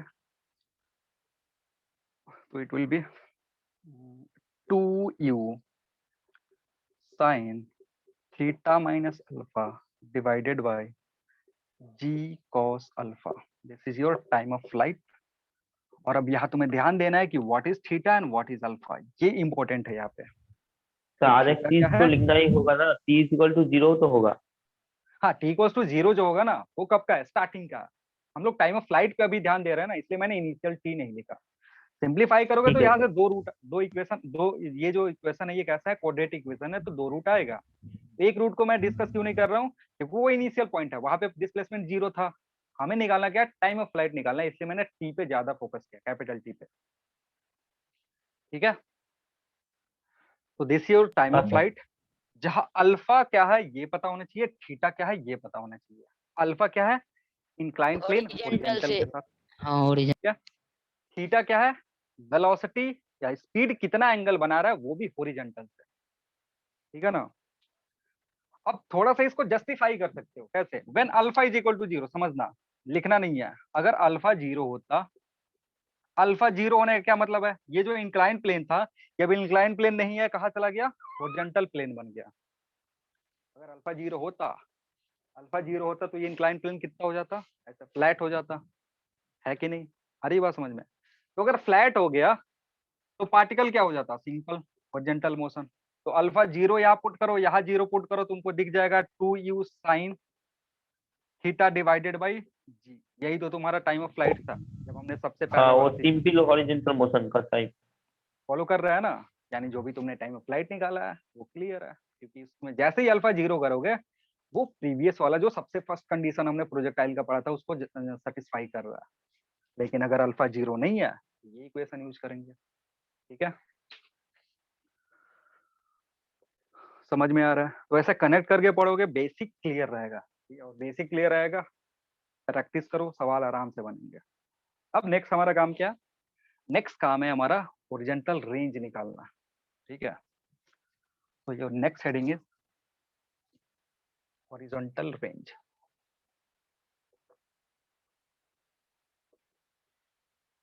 इसको किससे शो करते हैं, कैपिटल आर से शो करते हैं।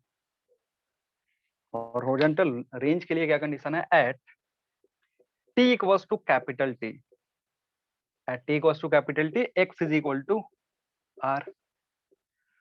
जब स्मॉल टी कैपिटल टी के बराबर हो जाएगा तो एक्स डायरेक्शन में जो पार्टिकल डिस्प्लेसमेंट करेगा, that displacement is known as what, that displacement is known as range.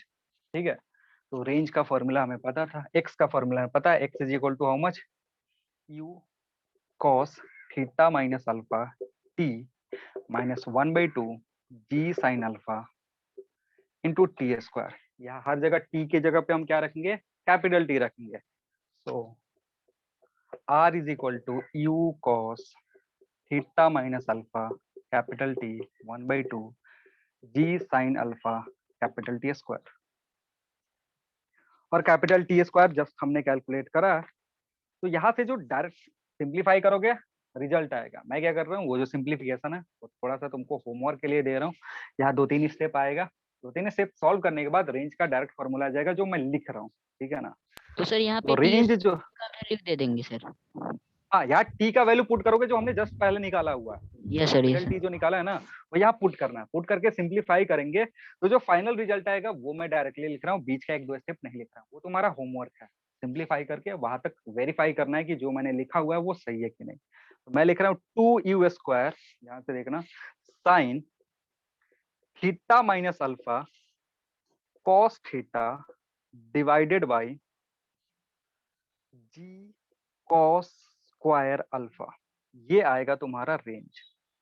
ये क्या हुआ तुम्हारा, रेंज हुआ किसके along, along the plane, along the inclined plane, क्योंकि उधर ही तुमने एक्स लिया हुआ है और उधर रेंज आ रहा है।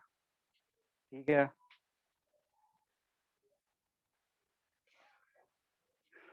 क्लियर है? मैंने क्या होमवर्क किया वो समझ में आ रहा है ना? मैंने यहाँ से 2 स्टेप जंप करा है, मैंने टी का वैल्यू पुट करके वो जो प्रोसेसेस है वो नहीं कर रहा हूँ, तुमको वो करना है घर पे। थोड़ा सा टाइम टेकिंग है तो इसलिए वो मैं नहीं कर रहा हूँ, हो जाएगा, तो परेशान होने की जरूरत नहीं है कि सर तो जब करके निकल गया, मुश्किल वाला काम हमें दे दिए। ट्राई करोगे हो जाएगा, सिंपल सिंपल ट्रिगोनोमेट्री है।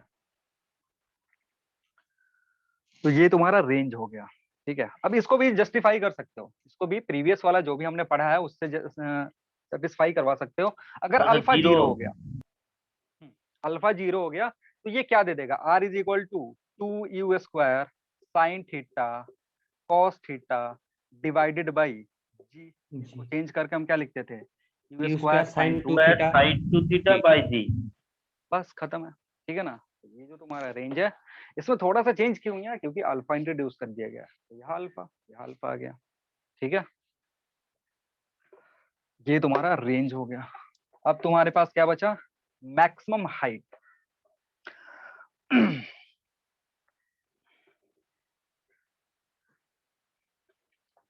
so next we'll write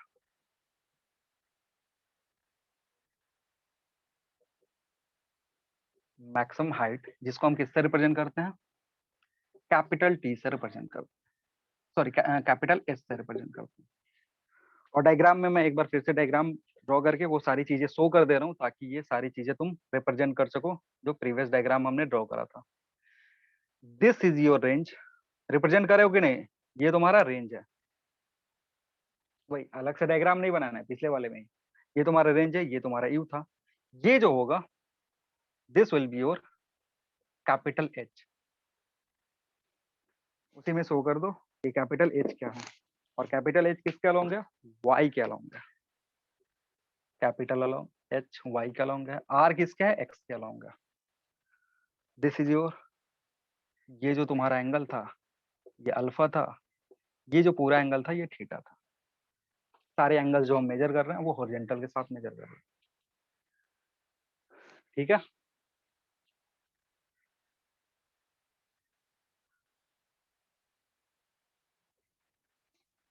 height निकाले। अब हाइट कैसे निकाल सकते हो? किसी को कोई आइडिया है कि हाइट कैसे निकालेंगे? t is equal to capital T by 2 और y पे वो कैपिटल, दिखा दे। हाँ कैपिटल T/2 से भी कर सकते हो, और कोई मेथड, कोई और मेथड कैपिटल है जिससे हम निकाल? एज पे तो वो तो ध्यान दो, वर्टिकल एक चीज मैंने डायरेक्शन। बोला था, हाँ समझो, एक चीज मैंने बोला था कि at maximum height, at maximum height component of velocity that is y that is direction is 0। that is in the y direction is 0।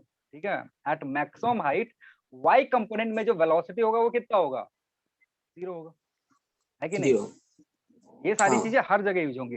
जैसे यहाँ पहुंचेगा ना पार्टिकल, यहाँ पे जब पार्टिकल पहुंचेगा तो इसके पास एक ही कंपोनेंट होगा। कौन सा कंपोनेंट? vx। ठीक है ना? अब इस यहाँ पे ux नहीं लिख देंगे क्योंकि मैंने बोला है कि वेलोसिटी अब x डायरेक्शन में भी चेंज होगा। वैसे नहीं वो उठा करके सर यहाँ पर भी लिख दिया हम ux नहीं लिखेंगे क्योंकि अभी एक्सेलेरेशन आ रहा है x डायरेक्शन में। This will be vx। यहाँ पे y कंपोनेंट नहीं होगा, मतलब there will be no vy। vy कितना हो जाएगा? 0 हो जाएगा। तो आप इसको भी सॉल्व यूज करके h निकाल सकते हो। और दूसरा क्या है? दूसरा काम है तुम्हारा, हम t equals to T/2 put करके भी निकाल सकते हैं। दोनों मेथड करेक्ट आंसर देगा, वहां से कोई दिक्कत नहीं आएगा। ठीक है, तो बोलो कौन सा मेथड यूज करें, कौन सा सिंपल लग रहा है तुम्हें? वो तो sir vy is equal to 0। U vy is equal to 0 से कर सकते हैं। ठीक है ना? तो हमें पता है, समझना, at y is equal to h, ये समझ में आ रहा है ना सबको? At y is equal to h, vy जो होगा ये 0 होगा एंड vy कितना होता है समझो, and vy square is equal to uy square plus 2ay into y होगा। ये क्या रिलेशन यूज करेंगे? अब जो जो चीजें हमें पता है वो पुट करेंगे। तो वी वाई स्क्वायर कितने के बराबर हो जाएगा? क्यू वाई की वैल्यू बताओगे कितना आया था, बोलो। कॉस या sine? Sine sine theta minus alpha का square minus 2 g cos alpha y, ये तुम्हारे पास रिलेशन है, ठीक है। अब y जब एज पुट करोगे, y हाँ, जब y को जैसे ही एज तुमने पुट करा, ये 0 हो गया, ये बचा you square sine square theta minus alpha minus 2g cos alpha into capital H। ये तुम्हारा क्या हुआ? कैपिटल H हुआ। इसको सिंप्लीफाई करोगे H आ जाएगा।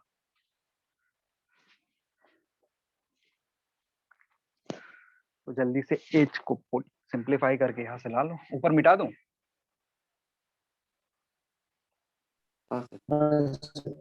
बहुत सारे लोग चुप चुप रह रहे हैं, उनको या पता नहीं मुझे कि समझ में आ रहा है कि नहीं आ रहा है। अभी जो है हम लोग इजी चैप्टर्स पढ़ रहे हैं, तो ये आना चाहिए था, ये सबको आना चाहिए। सो यहाँ से H निकालोगे, it will be u square sine square theta minus alpha divided by 2g cos alpha. क्या ये सेटिस्फाई करेगा अगर अल्फा 0 पुट करोगे तो प्रीवियस वाले सिचुएशन को? हाँ सर, हाँ कर रहा है? सर होगा। You square sine theta by 2g। Sine theta by 2g।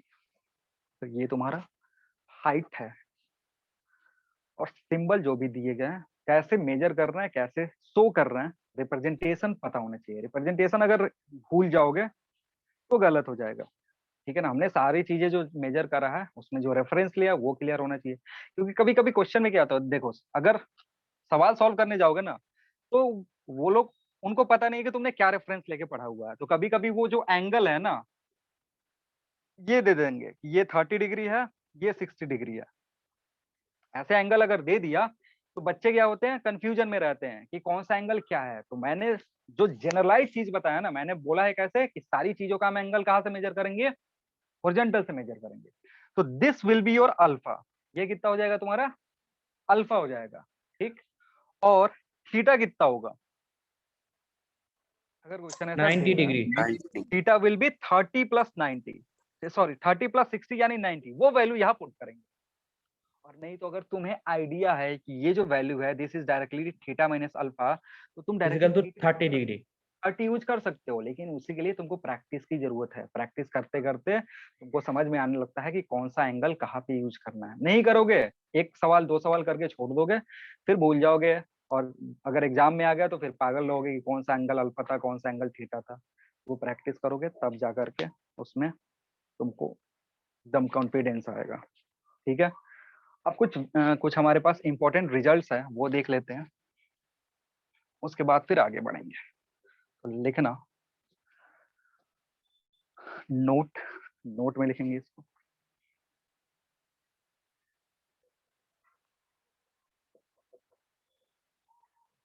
पहला, range is maximum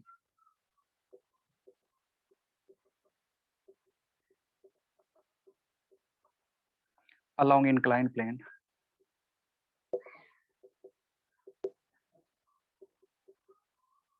incline plane के अलोंग रेंज मैक्सिमम कब होगा वो हमें देखना है।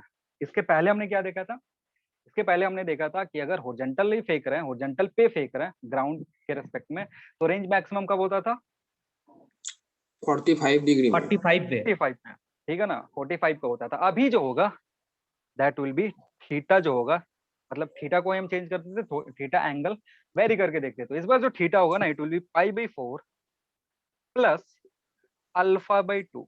ये इस पे भी डिपेंड करेगा। थीटा जो होगा ध्यान से देख लो कितना होगा, थीटा विल बी π/4 प्लस α/2। अल्फा क्या है तुम्हारा? इंक्लिनेशन प्लेन का एंगल है, ठीक है। जैसे ये अल्फा 0 करोगे π/4 आ जाएगा। π/4 मतलब 45 डिग्री। तो 45 जो पहले हमने रटा था वो तो है ही, लेकिन इसमें एक एक्स्ट्रा एंगल भी इंट्रोड्यूस हो गया है। That angle is what? Angle of incline plane. तो angle of incline plane alpha divided by 2। Again इसका जो प्रूफ है वो कहाँ से आया? वो प्रूफ का सिंपल तरीका है। क्या करोगे, जो भी तुम्हारा रेंज था उसको डिफरेंशिएट करोगे थीटा के टर्म में, उसके बाद सॉल्व करने के बाद ये आंसर आ जाएगा। उसके लिए परेशान नहीं होना कि ये आया कहाँ से है। जिसको रिसर्च करना है वो घर पे ट्राई कर सकता है। रिसर्च करने का मतलब है एकदम डेप्थ में जाकर के देखना है कि सर कहाँ से लिख दे रहे हैं। तो वही मेथड मैंने बता दिया कि आर जो है ये क्या है तुम्हारा, आर थीटा पे डिपेंड कर रहा है, तो हम इसको डिफरेंशिएट कर देंगे D R by D theta. Maximum minimum जो हम निकालने का सिखाए थे तुमको, तो D R by D theta 0 put करोगे, सिंप्लीफाई करोगे, ये आंसर आ जाएगा। उसके लिए परेशान होना नहीं है, ये कहाँ से आप लिख दे रहे हैं। ठीक है, और इस केस में देन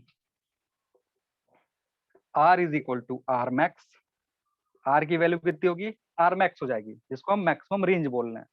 और जो यहाँ से वैल्यू आएगा, वैल्यू जो आएगा it will be u square g 1 plus sine alpha. ये तुम्हारा मैक्सिमम रेंज है जब तुम किस एंगल पे फेंक रहे हो, इस एंगल पे फेंक रहे हो। ठीक है, this is your maximum range. अब इसको भी वेरीफाई कर सकते हो, पुट करो यहाँ 0, पुट करो कितना आएगा आर मैक्स स्क्वायर बाई जी। ठीक है ना, जो कि पिछले वाले को सेटिस्फाई कर रहा है, क्योंकि पिछले वाले केस में अगर हम 45 पे फेंक रहे थे तो जो रेंज आ रहा था मैक्सिमम रेंज हुआ यू स्क्वायर बाई जी। या पुट करोगे 0, यू स्क्वायर बाई जी आ जाएगा, यानी ये भी सेटिस्फाई कर रहा है पिछले वाले सिचुएशन को। क्लियर है? कोई दिक्कत हो तो बोल दो, नहीं तो आगे बढ़ते हैं। और यहाँ पे एक बहुत ही इंपॉर्टेंट चीज आता है कि अगर तुमने मैक्सिमम रेंज अचीव कर लिया, मैक्सिमम रेंज का कंडीशन अगर तुमने अचीव कर लिया, तो इस केस में जब पार्टिकल इंक्लाइंड प्लेन को हिट करता है ना, तो 90 डिग्री का एंगल बनाता है। ठीक है, क्या बोल रहा हूँ समझो कि तुमने कौन सा कंडीशन अचीव करा है, तुमने कंडीशन अचीव करा है मैक्सिमम रेंज का, कि पार्टिकल गया मैक्सिमम रेंज अचीव करा जब तुमने फेंका। तो जब वो ग्राउंड को हिट करेगा, कहीं ना कहीं तो ग्राउंड को हिट करेगा ना, तो जब ग्राउंड को हिट करेगा तो उस टाइम जो वेलोसिटी होगा ना, net velocity, that will make an angle 90 degree with the inclined plane, which means कि उस इंस्टेंट पे वेलोसिटी वाई एक्सिस के पैरेलल हो जाता है। तो ये इंपॉर्टेंट है, लिख लो। when r is equal to r max, when r is equal to r max, projectile hits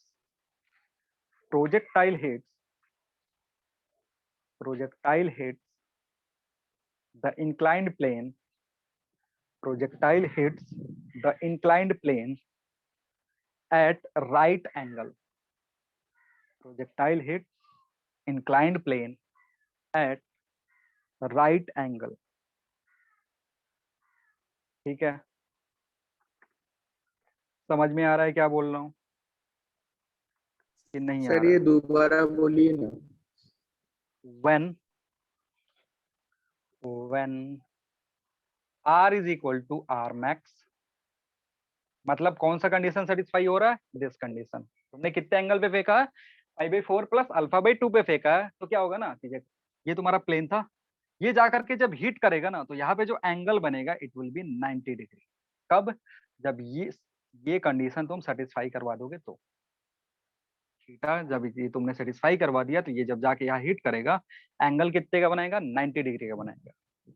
ठीक है, तो वही मैं बोल रहा हूँ कि when r is equal to r max, हाँ sir. r is equal to r max क्या बोला था, projectile hits inclined plane at right angle, right angle मतलब 90 डिग्री। ठीक है, तो ये जो भी प्रॉपर्टीज है तो याद रखेंगे। और एक चीज मैं बता दूं कि जो नीट का सिलेबस है ना, नीट के सिलेबस में इंक्लाइंड प्लेन से बहुत कम सवाल आते हैं, मतलब एक तरीके से ना के बराबर, नहीं भी मान सकते हो, नेग्लेक्ट भी कर सकते हो। अगर कोई स्टूडेंट नीट का तैयारी कर रहा है तो उसको इंक्लाइंड प्लेन से ज्यादा प्रैक्टिस करने की जरूरत नहीं है, ज्यादा टाइम वेस्ट करने की जरूरत नहीं है। बहुत कम सवाल आते हैं, मतलब 10 साल में 20 साल में एक आध सवाल आए होंगे, नहीं भी आए होंगे। ठीक है, मेन जो ये पोर्शन इंपॉर्टेंट है, ये जेईई मेंस और जेईई एडवांस वाले के लिए है। ठीक है, जो बोर्ड की तैयारी कर रहा है उसके लिए भी नहीं है, ये बोर्ड में भी इंक्लाइंड प्लेन का लॉन्ग प्रोजेक्टाइल मोशन नहीं है। आ रही बात समझ में? तो ऐसा नहीं कि बोर्ड की तैयारी कर रहे हैं तो छोड़ ही देंगे, कभी ना कभी तो दोगे ना तुम जेईई मेंस या नीट, तो समझ के चलना। ठीक है, और किसी कोई दिक्कत, कोई कंफ्यूजन हो तो बोलो। नहीं सर। नहीं है ना? चलो वेरी गुड, कोई दिक्कत नहीं है, तो बढ़िया। प्रॉब्लम देखता हूँ अगर कोई। सर प्रोजेक्टाइल मोशन खत्म हो गया। प्रोजेक्टाइल मोशन क्या बताओ, खत्म कर दें? तुम जो बोलोगे वो कर देंगे। बोलो, कहोगे खत्म कर दो तो खत्म कर देंगे, बोलोगे पढ़ाइए और तो पढ़ा देंगे। नहीं नहीं क्या सर, सर? ऐसे कैसे? क्या वो नहीं ऐसे कैसे, क्या मतलब? बोल रहा है कि हाँ, प्रोजेक्टाइल मोशन अब खत्म हो गया या फिर और बचा थ्योरी है? खत्म हो गया, थ्योरी खत्म हो गया। जो भी थ्योरी होती है ना प्रोजेक्टाइल मोशन से रिलेटेड, जितनी भी थ्योरीज है वो मैंने खत्म कर दिया। ठीक है। खत्म तो खत्म किया।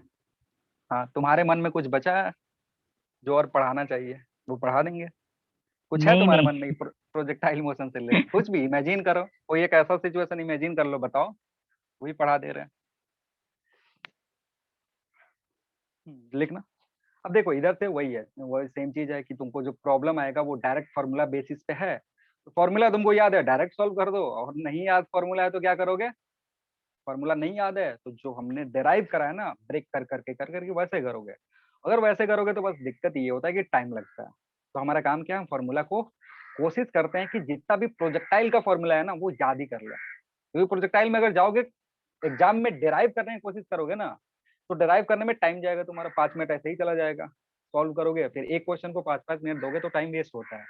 तो हमारा ऐसे, मैं बोलता नहीं कोई फॉर्मूला रटो, लेकिन जो प्रोजेक्टाइल वाला पोर्शन है उसमें फॉर्मूला रटने से फायदा होता है। इसलिए जो भी प्रोजेक्टाइल मोशन पढ़े हो उसमें फॉर्मूला सवाल करोगे याद हो जाएगा। जैसे कोई नींद में भी पूछ दे बताओ रेंज कितना होता है, तो रेंज का फॉर्मूला बता सको। नींद में भी कोई पूछ दे कि टाइम ऑफ फ्लाइट क्या है, तो सारा चीजें बता सको। जो भी मैंने नोट लिखा है, इंपॉर्टेंट पॉइंट्स लिखा है, वो दिमाग में होने चाहिए, क्योंकि अगर इंपॉर्टेंट पॉइंट्स दिमाग में होते हैं ना तो सीधे हमारा काम होता है टिक करके आगे निकल जाओ। नहीं तो फिर सवाल पढ़ोगे, दिमाग लगाओगे, खुद से दिमाग लगाते लगाते लगाते लगाते उसमें टाइम वेस्ट होगा। अगर वो सारी चीजें याद रहेगी, टिक करोगे, सीधे निकल जाओगे। आ रही बात समझ में?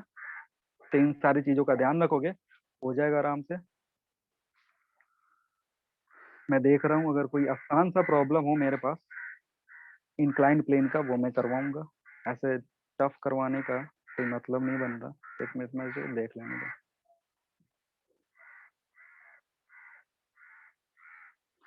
Jet plane flying at angle 45 degree with horizontal at constant speed. After 2 seconds it releases a bomb. Find the सवाल तो सही है, चलो देखते हैं कौन कितना दिमाग लगा पाते हैं इसमें। लिखना, a jet plane a jet plane a jet plane is flying a jet plane is flying at an angle 45 degree. A jet plane is flying at an angle 45 degree with horizontal 45 degree with horizontal at constant speed at constant speed at constant speed of 5√2 meter per second at constant speed of 5√2 meter per second, full stop. After 2 seconds, after 2 seconds, it releases a bomb. After 2 seconds, it releases a bomb. After 2 seconds, it releases a bomb. Full stop. Find horizontal distance. Find horizontal distance. Horizontal distance where the bomb hit. Find horizontal distance where the bomb hits. Where the bomb hits the ground.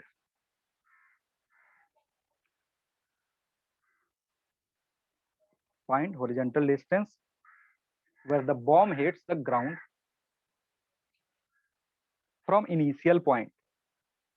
From initial point.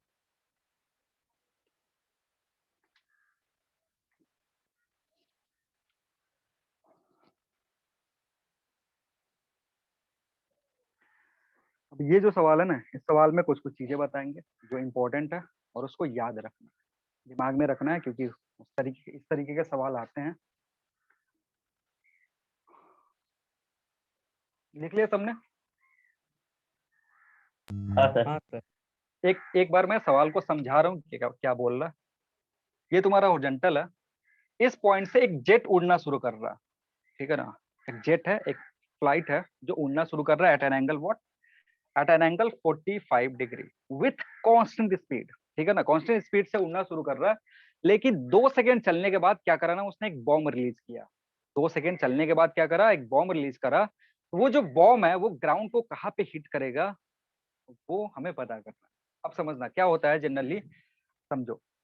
जब भी किसी moving body से, समझ लो ध्यान से, ये चीज बहुत इंपॉर्टेंट है कि जब भी किसी मूविंग बॉडी से किसी दूसरे बॉडी को हम रिलीज करते हैं, एक बॉडी मूव कर रहा है, वहां से एक तुम स्टोन फेंको, एक बॉल फेंको, जैसे बस में बैठे हो और एक बॉल फेंक रहे हो, तो जो बॉल का इनिशियल स्पीड होगा ना, वो बस का उस इंस्टेंट की स्पीड के बराबर होगा। सारी बात समझ में क्या बोल रहा हूँ? जैसे ये मैं पेन ऊपर की तरफ, अपना हैंड जो है मैं मोशन करवा रहा हूँ, मान लो 10 मीटर पर सेकंड से, और मैंने पेन को रिलीज करा, तो ये जब पेन मेरे हाथों से छूटेगा ना, तो उस समय पे इससे की जो वेलोसिटी होगी उसकी वैल्यू कितनी होगी, 10 मीटर पर सेकंड होगी इन अपवर्ड डायरेक्शन। तो जब भी किसी बड़े बॉडी से एक छोटा बॉडी डी अटैच होता है, तो वो जिस पॉइंट पे डी अटैच हुआ ना, उस पॉइंट की वेलोसिटी ले लेता है। सारी बात समझ में? ध्यान रखोगे, यहाँ से ये जो मैंने बताया, यहाँ से सवाल बनते हैं, बहुत सारे सवाल बनते हैं। तो इसलिए इंपॉर्टेंट है, याद रखना है कि जब भी किसी मूविंग बॉडी से एक बॉडी डी अटैच होता है, तो उसका क्या ले लेता है, उसका वेलोसिटी ले लेगा। वेलोसिटी लेने का मतलब है मैग्नीट्यूड भी लेगा और साथ साथ डायरेक्शन भी लेगा। क्लियर है? ठीक है।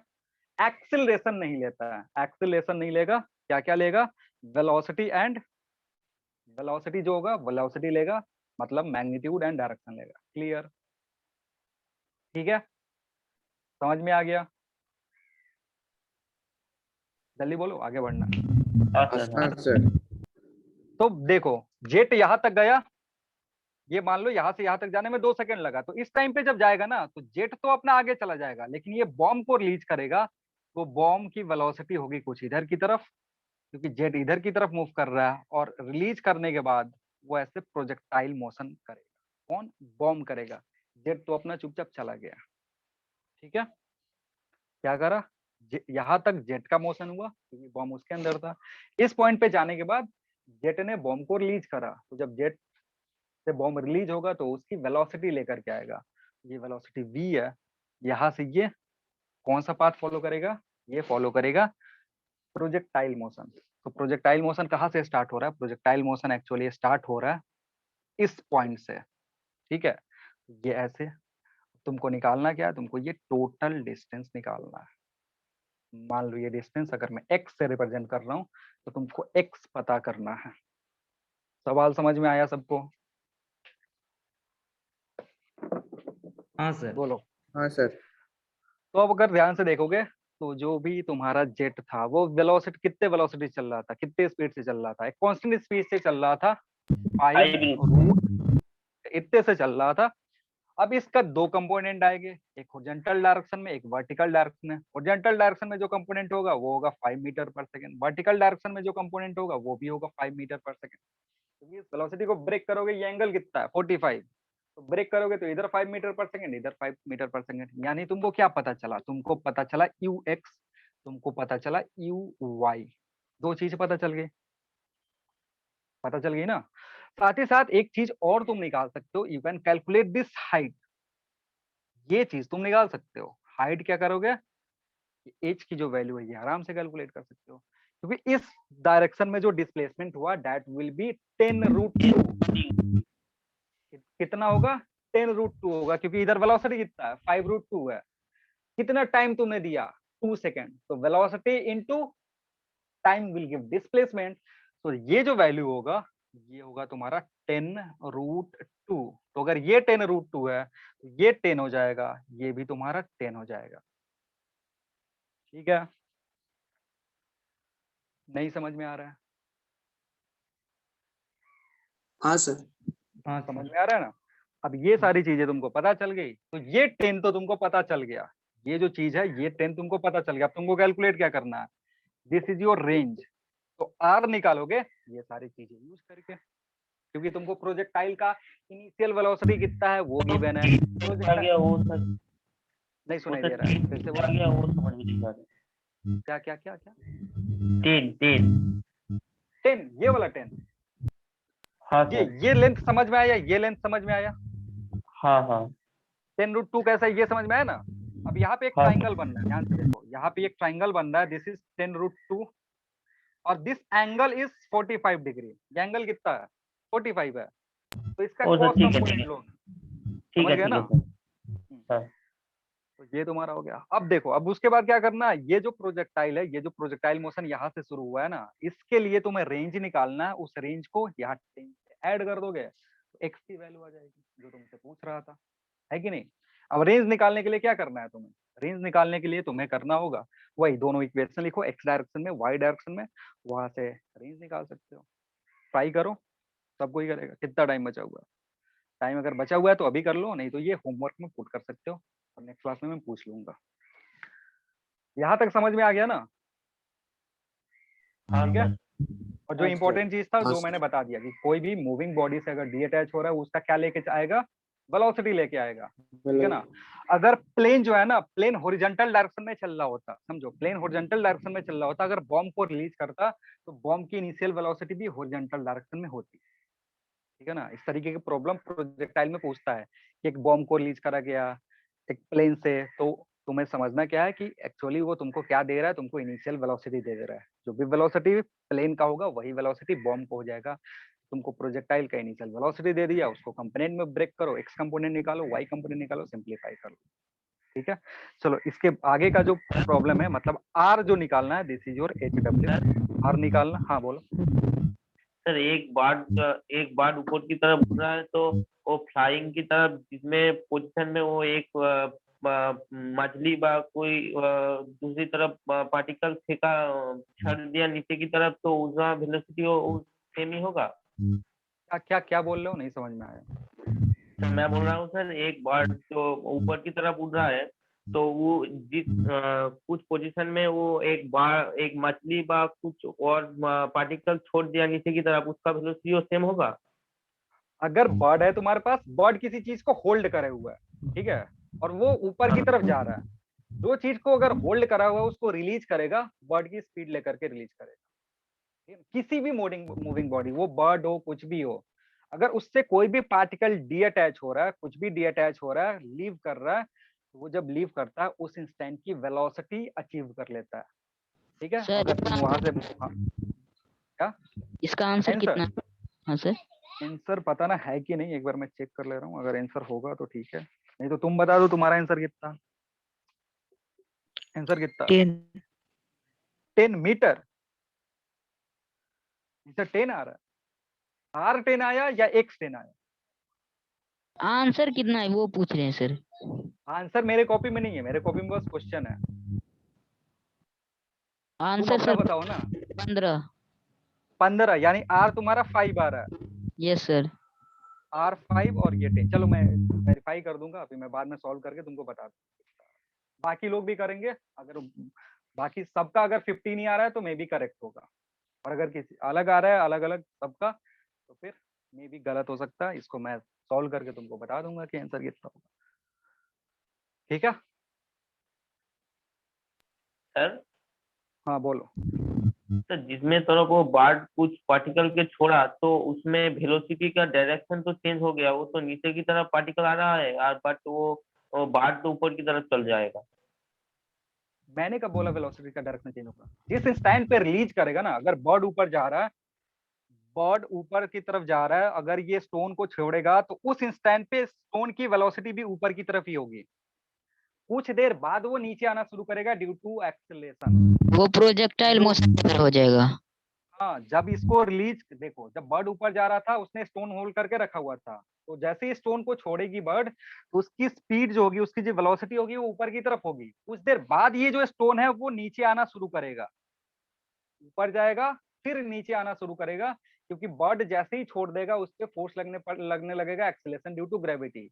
ये पहले थोड़ा ऊपर जाएगा फिर नीचे आएगा। ऐसा नहीं कि बर्ड जा रहा था ऊपर की तरफ, स्टोन छोड़ा और उसी इंस्टेंट से स्टोन नीचे आने लगा। फ्री फॉल नहीं हो रहा है, बर्ड v वेलोसिटी से ऊपर लेके जा रहा था, जैसे ही छोड़ेगा स्टोन को वेलोसिटी मिलेगी v ऊपर की तरफ, उसके बाद उसका मोशन होगा। जब छोड़ देगी बर्ड तब वो मोशन होगा अंडर ग्रेविटी, और अंडर ग्रेविटी चीजें मैंने तुमको पढ़ा दिया है। अगर ये इनिशियल वेलोसिटी है, ये ऊपर की तरफ है, ऊपर अगर पॉजिटिव ले रहे हो, नीचे g आएगा, एक्सेलरेशन नेगेटिव होगा, तो बॉल पहले ऊपर जाएगा या स्टोन पहले ऊपर की तरफ जाएगा, फिर वो नीचे आना शुरू करेगा।